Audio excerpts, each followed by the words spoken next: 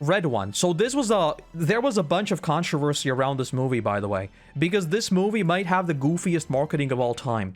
But the thing is, there is also a good reason to be angry that this movie flopped really, really badly, because I do think this movie was genuinely trying to be creative. Like, straight up. This movie was actually trying something different.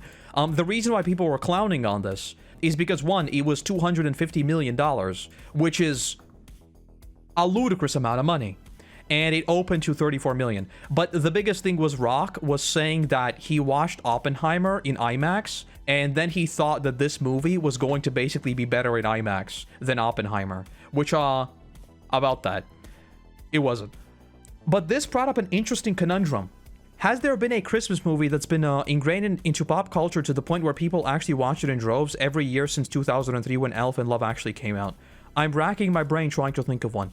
And I fully agree with this. I don't think there is a single movie after like 2003-ish, I guess would be the deadline that was set there, of a movie that came out and I watch it all the time. I think Klaus 2019 was good, but I haven't rewatched it like more than a couple of times.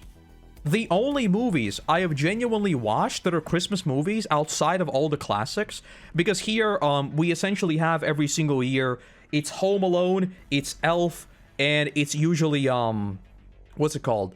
Christmas with the Cranks is the third one? Those three are, oh, The Grinch. The Grinch is another one that is always aired. That's about it. And by Grinch, I mean the live action movie, not the animated one. That's about it. All the other movies I watch are just bad rom-coms. And most of them don't even have to do with Christmas. Some of them are like New Year's celebrations. It's just really, really bad rom-coms. That's it. What happened to the art of Christmas movies? The Grinch is one of the only good Christmas movies to me. I love The Grinch. It's one of my favorite movies of all time. I love The Grinch. I remember I was very, very scared of The Grinch growing up. I was genuinely spooked. I remember there were the scenes of him like crunching on the glass, and I was like, what the hell is this thing? I don't like it. Please, please, I don't want to watch it. I was genuinely spooked. But I do think there is a angle of nostalgia to this. I think a lot of this is people trying to relive like the early 2000s, right? Because a lot of early 2000s movies have a certain vibe that no one has really replicated.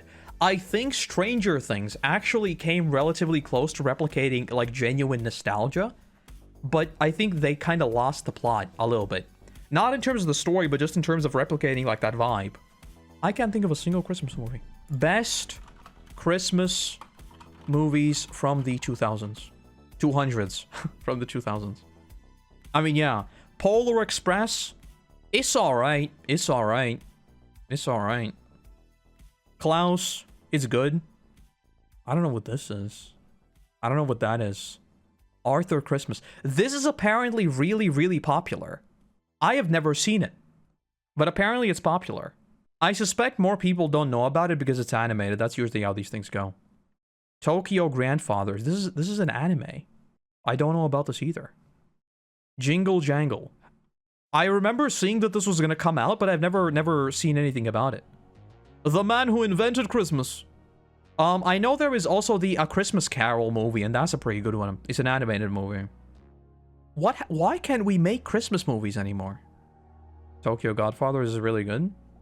Haven't seen it. I've never seen it. I don't know what happened to the art of Christmas movies. Let me go to the best ones and we'll go in reverse order. Elf.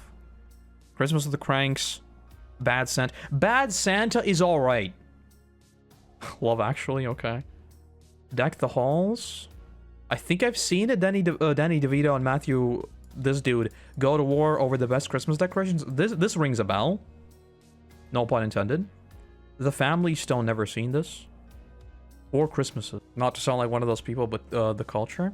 I mean, I think like a lot of the reasons why Christmas movies are bad because no one's really tried anything. And that's what I mean. I think there are like 1,000 bad rom-coms because they're simple, easy, safe. It's just, wow, big surprise, there's going to be an office party, and there's going to be like this lonely dude or lonely girl, and then suddenly there's going to be this office party, and two lonely people will realize, oh my god, we fit so well together, and then they're going to have to get a Christmas tree, and while getting the Christmas tree, they will bond, and big surprise, in Christmas they'll end up together. How wholesome. How wholesome. You could literally put in these 5 lines unironically into ChatGPT. You would get a freaking Christmas movie out. It's insane. Someone needs to try something new. And I think this thing was trying something new. So on one hand, it is kind of like funny that it flopped massively, because I don't think any movie should have this kind of budget. I'm gonna be real. But they were trying something cool. I watched Charlie's video on it. Apparently it's just ludicrously, like, it's not even bad, it's just ridiculously boring. Like, nothing happens. Love Actually is the one with Andrew Lincoln? Yes. Yes. It's the famous meme. To me, you are perfect. That's right here. In the 2010s, people tried to make the Christmas season more into an all-encompassing holiday season instead of centering around Christmas, so the whole genre started to die out due to it. I mean, I know that, like, in the US, there's a whole Thanksgiving comes first. We don't have Thanksgiving. For us, it's been like this for a long, long time. Like, we have the Independence Day celebration on November 18th, right? So this was a couple of days ago. And I know that people nowadays are also kind of mad that instead of, like, flags, we already have Christmas celebrations up. But it's sort of been like that for a long time. So I don't know if this is like a celebration drift or it's something else. I honestly really want to look into this. I want to know how and where everything went wrong. Because what happened to Christmas? It's weird. It's weird. It's weird. Because I do definitely think there is a nostalgic angle here. Like, you just can't nail the vibe of, like, a 2000s movie anymore. But at the same time, like, it shouldn't be that hard to create a simple, cozy movie. At least I don't think so. Every single time they've tried, they failed. Right? Like, there was the Home Alone reboot. Oh, Home Sweet Home Alone. This one right here. It's not a 3.6 movie. It's not. It's not that bad. But they tried remaking it, and I think the biggest problem with this is they tried to make it in the modern age. But the thing with Home Alone is that it just makes no sense in the modern day. Like, you could just call them. I think we need to go back. I think we need to go back. But then it's never gonna take off because, like, no young kid will ever understand why the hell aren't they just calling each other. You know? We need a new creative vision. I don't think you could make Home Alone anymore. In Canada and the US, a lot of companies chose to be more phrases like Happy Holidays or something more generic for more inclusivity, pushing Christmas out of the other holidays. Oh, well, I guess that's just like a US thing. For us, it's just still... It's all Christmas. It's just Christmas. That's it. But I have seen people talking about that, yeah. That it's just like Happy Holidays and that's it. For us, it's still Merry Christmas and a Happy New Year. Isn't he British in that one too? I think he does have a British accent, yeah. It might not be British, it might be like something else, but it sounds British to me. It wasn't this bad though. It wasn't. Is someone making new movies? I'm gonna go on this rabbit hole. We're going on a Christmas investigation, hold on. Exciting new Christmas movies. I don't know why they released it this early, by the way. They should have dropped it at the start of December, but okay. Red one, okay. So this is the one we talked about. The Night Before Christmas in Wonderland. I mean, this sounds kind of interesting. I guess. An Almost Christmas Story. I do think one more problem a lot of Christmas movies have is they try to be... I know I just said that you can make a cheap rom-com, okay? Yes. But I think there exists like a sweet spot between trying to be like super touching and super deep and just being a wholesome Christmas movie. Right? So I think something like this seems depressing to me. This actually seems very sad. Al being rescued from the Rockefeller Center Christmas tree. A young Al named Moon escapes from the... Together to navigate the big city that looks as though it has been handcrafted with love and attention to detail. This looks too sad for Christmas to me. I might be wrong, though. The Merry Gentleman. Christmas love stories sometimes form in the most unusual way. No, they don't. No, they don't. They really don't. Truly unique start to a sweet holiday romance. Anyway. Dear Santa... What the hell is that? After multiple years of Tenacious D references to the devil, Jack Black is finally playing the infamous figure in Dear Santa. Oh, he's gonna misspell Satan. Okay. The comedy film follows a young boy, Liam. This honestly sounds pretty fun. I'm just gonna put it out there right now. This genuinely sounds fun. A dude accidentally misspelling the name sounds like an interesting premise.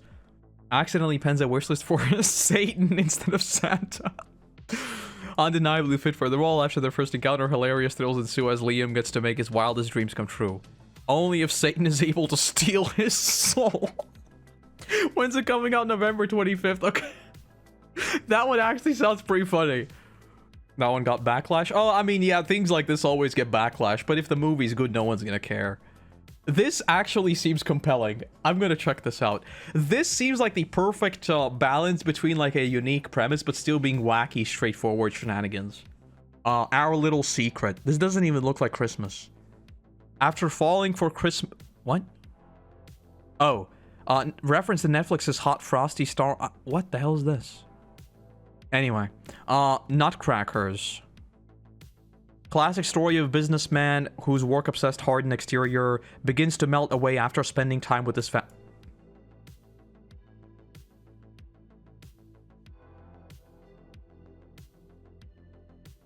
Bro, why? Why would you... On Christmas? On Christmas?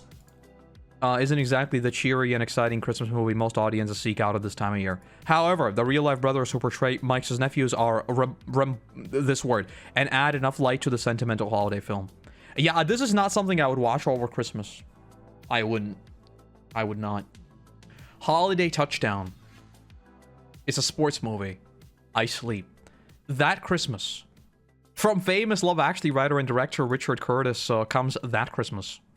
Adventures of various families during the titular holiday, with Saint Nick himself making an appearance. I mean, I don't know what this is supposed to be. This seems very vague. I'm actually really looking forward to this movie. I saw a trailer for this. It's not a Christmas movie. It's actually really, really morbid. Directed the Liam Neeson thrillers, blah, blah, blah. Agent gets blackmailed by an eerie traveler to place a dangerous package on the flight. I'm gonna watch this. Like, this happens during Christmas, but it's just like a thriller movie. I'm gonna watch this. Getting backlash because they posted promo shots and synopsis made it sound like pretty cringe and everyone was already sick of Jack Black. Yeah, I know there's like people have begun pushing back against Jack Black being in a lot of films. I think in like this kind of stuff there's an ebb and flow in terms of the actors people like and don't like. Jack Black does seem to be like too much for some people nowadays. But out of all of these movies, this is the only one that seems kind of interesting to me. I mean, I guess Carry On, but that's not really a Christmas movie. I don't know. Someone needs to do a study. Someone needs to, like, create a laboratory-created Christmas movie. With the perfect balance of goofs and gaffes and wholesomeness. Yeah, I wonder, like, I think a big angle that makes creating good Christmas movies is appealing to young audiences. And I think if you want to appeal to a young audience, you will never be able to create something like Home Alone. Right? Like, it just doesn't make sense. I think that must be a big part of it.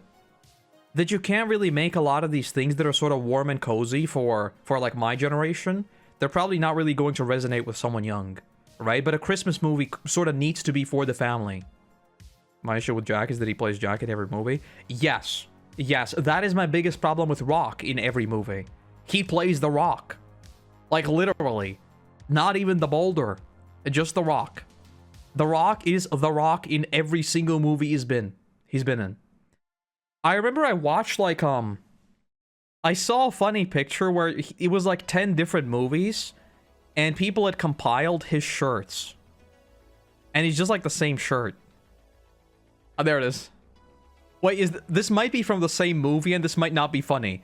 I don't know if this is supposed to be from the same movie, but this right here. He's just playing The Rock. It's all from Jumanji. Yeah, I thought so. This kind of looks like way too similar to actually be from different movies. I don't know. But there is definitely a trend that he looks very, very similar in all movies, you know? I just want a good Christmas movie. That's all I ever wanted.